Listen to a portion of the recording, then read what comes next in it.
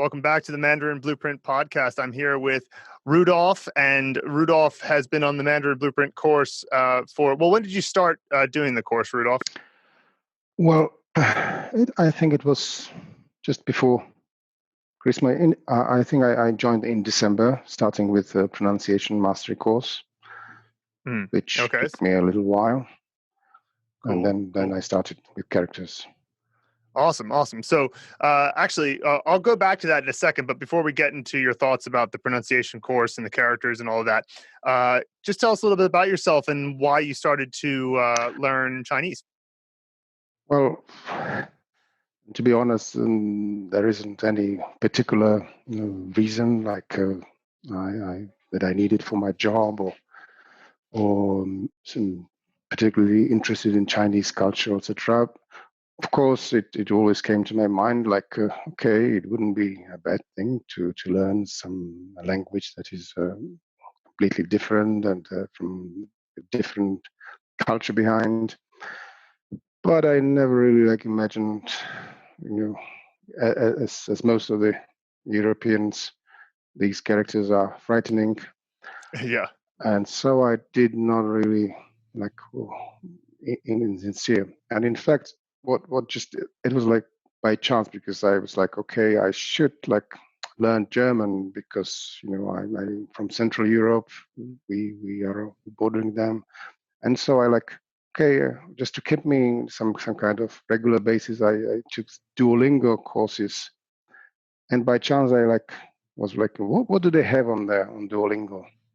And when you put English as your native language, then you have a Chinese. Oh, right. So that actually got me started, but I knew that Duolingo is not a way to go. Then I started doing some research on the internet, how to approach this and how to start, because I wanted it on my own. Some online courses, etc. So and doing the research, I came up on you with the best, in my opinion, with the best course available. Gotcha. So are you from Poland then? No, I'm from a little bit south Slovakia. Okay, cool. Yeah. I was just thinking of the geography there. You said you bordered Germany, so yeah, sure. And a lot of states. Yeah, yeah. A tiny state in the middle of Europe. Yeah. Cool. So when you were sort of inspired by Duolingo, and so did you feel, my instinct would be geez, that's quite the challenge, Mandarin as opposed to, even German or German is kind of difficult to learn, but, compared to Mandarin. So did you feel did you feel intimidated at all by the idea of learning all those characters? Well, I didn't know how to approach this, so that's why the research. In fact, I'm not intimidated by the fact that any language is you can learn any language. And as one former professor of mine told me, that all the languages are equally easy, because all the children start speaking at the same age all over the world. Yeah. So yes, it's not it's not possible, but it's more or less how you approach this, what kind of tools you take. So right. But of course, normally, as you said in your podcasts, it's not so easy, and the dropout rate is high, because you get stuck and you don't see any reason in continuing and how long it would take. So yeah, absolutely. It's that's an attitude that is great that you're starting off with, because it's amazing how many people just assume that they can't do it right from the beginning. And it's that it's good that your attitude, I mean, that it's funny how professors or, people who are significant influences early on in life, they're things like that they say can stick with you the whole time. I have my fourth grade teacher, I still think of things he used to say all the time. And so that's really cool that you knew right from the get-go that of course you could do it. It's maybe a question of how long it takes, but yeah, that's great to hear. So when so it sounds like you weren't particularly looking to learn Chinese for any, professional reason, or like it's not like you Yeah, had a yeah. Chinese girlfriend or something like that. So do you find anything specifically, like maybe about either Chinese culture or the language itself, inherently sort of interesting? Well, you know, like in general, it's always good to learn any uh, foreign language apart from your own, because it gives you a different perspective. Absolutely. Even if you learn the language of your neighbor, then you find out, okay, this is what we thought of them. Now, when you learn their language and can see from their side, that's a different perspective. Oh, I haven't thought about that, and you change your attitude, and that's Yeah. the well. So, and if you take Mandarin, which is way different, and the background is different, so I know like a general things about most of the world, and I'm a little bit fond of geography, Mm, so I me too. knew even the kind of language it is. It is analytical language. Uh, Yeah. so Absolutely, is an analytical language. That's Filipino-Tibetan family, etc. So I just never okay. Let's do it. yeah. But when I started, it, I'm now decided to continue Mm, until I'm able to read and maybe and watch. mm, you know.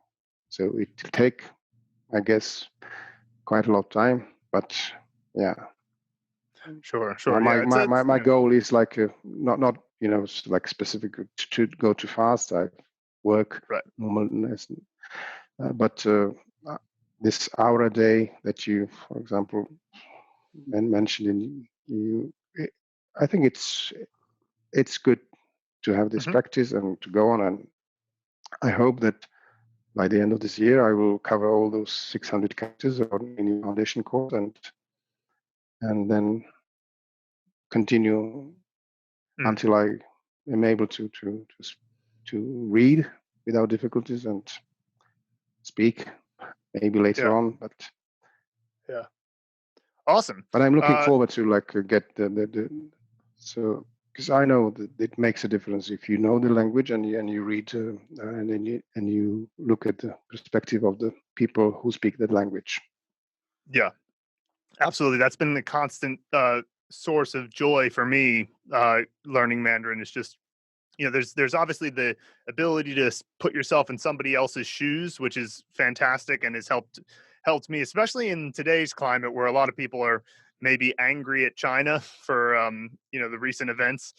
I'm able to like look at it a little bit more objectively, which doesn't mean that I'm taking sides one way or the other. It's just one of those things where I'm glad that I know the language because it helps me not be too quick to judge. But then there's also the element of it, which is when you learn Mandarin, it's such a different sort of foundational structure for a language that it helps you think about things better. Even if it's not particularly to try to understand China better or Chinese people, you just have a different operating system in your brain to try to figure out a problem. So it's Mhm. really, really useful to have such differing kind of operating systems. And of course, in your case, you'll be multilingual, so that's even better. Now, let's talk a little bit more about the course itself. You said you finished the pronunciation mastery course.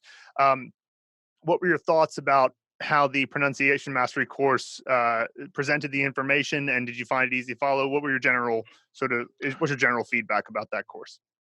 Well, basically, this pronunciation course is the one that got me started, or like persuaded me to go with your course, because it looked like a very well structured and thorough. Mm, Uh, I I tend to uh, because I consider pronunciation is rather important for you to learn from the start. mm, And if you know the rules, the better. You don't have to correct the mistakes later on.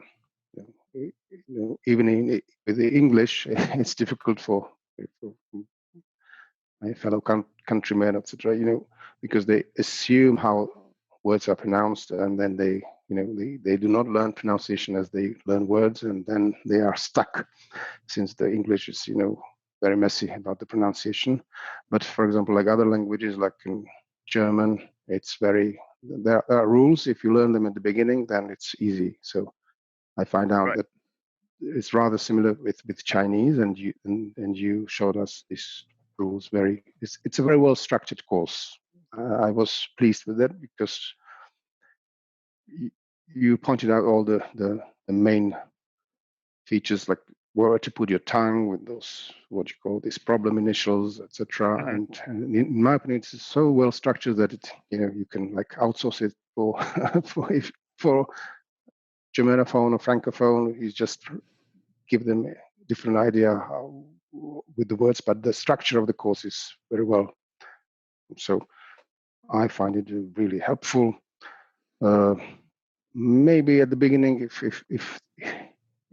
if there was I've seen in other examples on the net, like this pinyin chart that you have, and you can click on each of the syllable, and you have that would be maybe good for you, and Yeah, good little addition to kind the of course. yeah, because when I listened to some examples, they were okay, but I'm pretty sure Annie would do much better job, and it might even draw some customers of yours, because at the beginnings everybody just looking how to pronounce that, but that's a minor thing.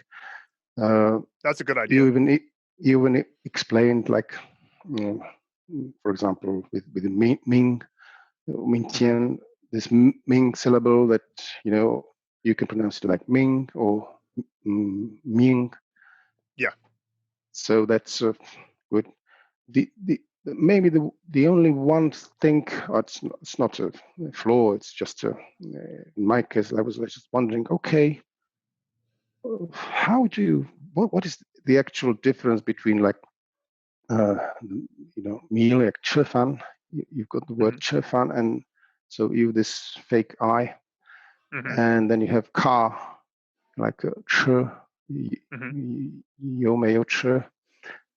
And so what was the difference? And when I was like, okay, probably with this I, you put your tongue a little bit towards your teeth, and with E, like in car, you have it in back, a little bit backward in your mouth cavity, but just to show the difference between all those.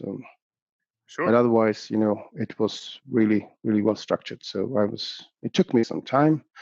I finished it in the end of January, because I was like putting all the additional in what he had at the end. When Annie was like doing some summary, I recorded it, put it into Anki, just in addition to have this.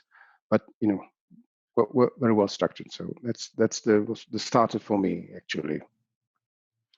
Awesome.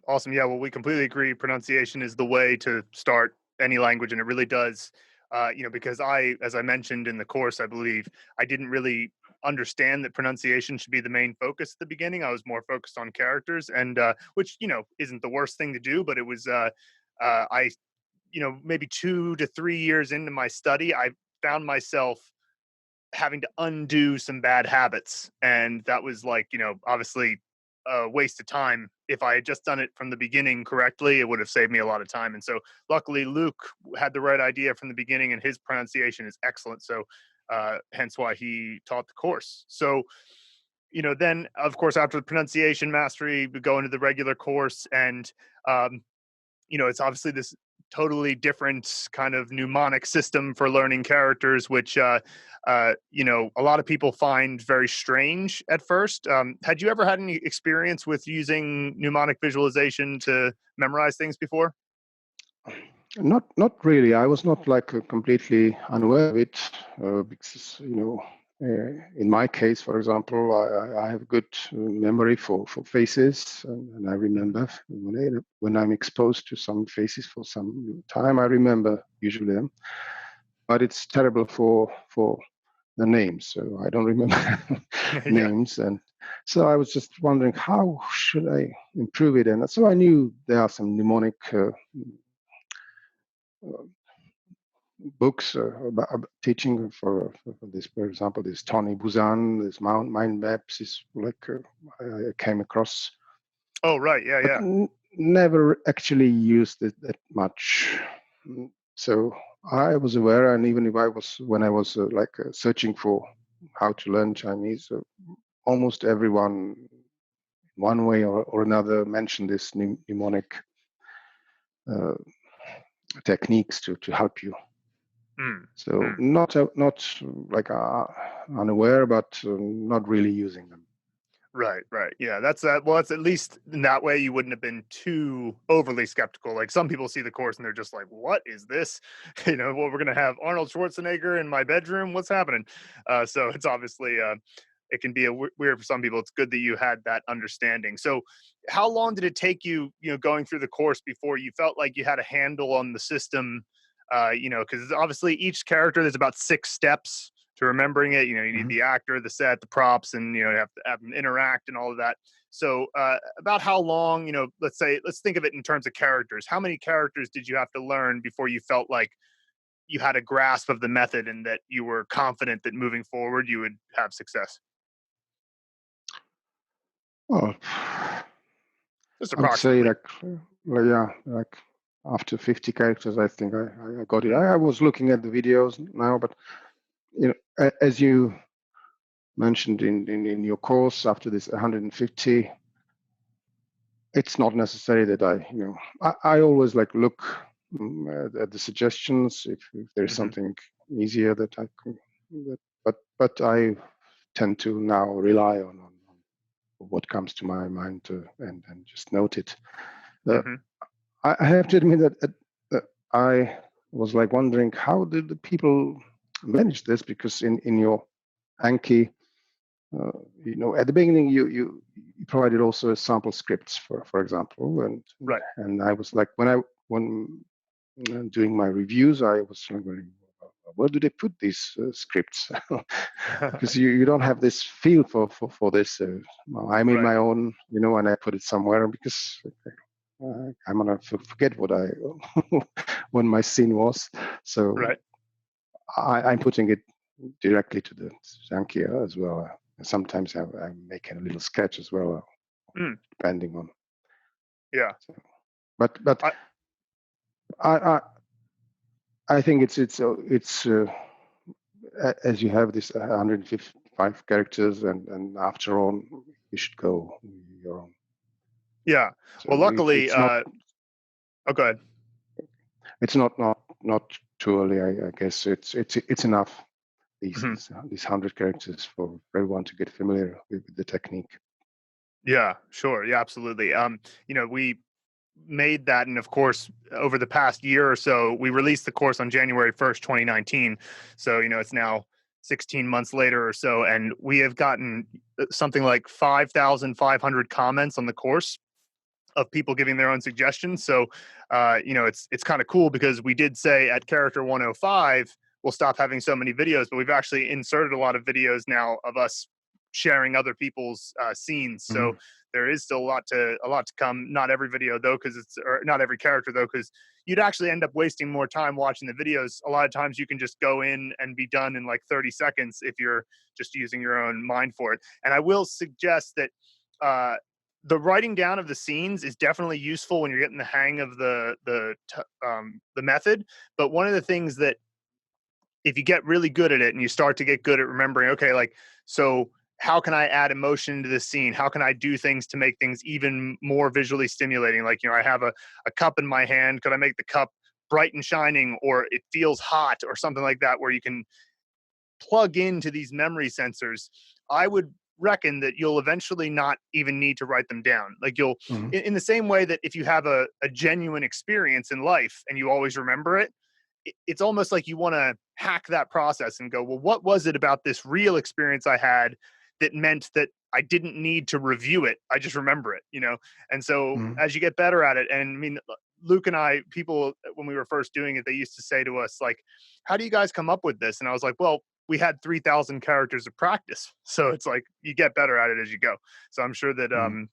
you won't need to write down moving forward, but it's definitely a great thing to do at the beginning. So, so awesome. So like, Uh, I guess one of the questions that we always have is you gave us a suggestion, a couple of suggestions regarding pronunciation mastery. Or do you have any other suggestions for how we can improve the first two stages of the course, where we have the characters and the words that we cover? Mm, not really with the characters. It's very well structured. And, like at the beginning, I was like wondering, well, what is it? The patent pending? What is this? Had to do Hmm. with some kind of patent because I just started and now I understand that okay, all these techniques might have been known, Hmm. but no one is stitching them together into a coherent, uh, such a coherent way that you mm, bundle up all these uh, features like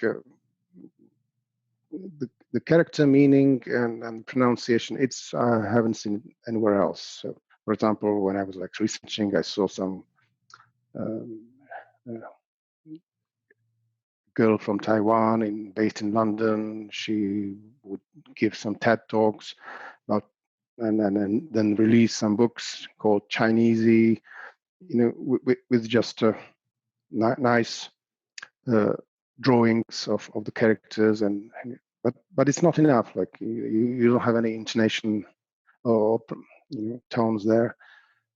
So it's you know this one is really the most complete I've seen. So I now understand what that Yeah. took you some kind of effort and so I Yeah. wish you all the best luck to getting the patent for it Oh and yeah. Hopefully to it'll be hopefully used it'll go. later on. Yeah. I mean, it's really just defensive. It's like it's we just are worried because we're just a couple of guys and we're doing okay, but we're not a huge company. And so we worried that somebody out there would go with a lot more resources than we have, would just go, "Oh, that's a Yeah. great idea. Let's just take it." And so the whole patent pending thing is really just defensive. And the law about it is that if you are in the patent pending stage, you have to say it on your website or wherever your product is. Sure. So obviously it does get across the idea that there is some uniqueness to it, but yeah, we don't do that because we're like we want to sue other people. We're more afraid that a Yeah. company with bigger resources would take over. But yeah, so okay, well, great. So then the final question we have for you is just: would you recommend Mandarin Blueprint to anybody else out there who's considering learning Mandarin? Surely I would because it really is working in my opinion. You might be skeptical about these mnemonic techniques, etc., but you don't have you have to find out yourself. How would you know? Is it working? Is it not? Well, you start learning, as in my case, and it really is helping, especially for example this multifaceted, I would say, approach. Because yeah, okay, look at the character. I don't know immediately, but now look at the components, and then there are many ways that help you, either the props or the set.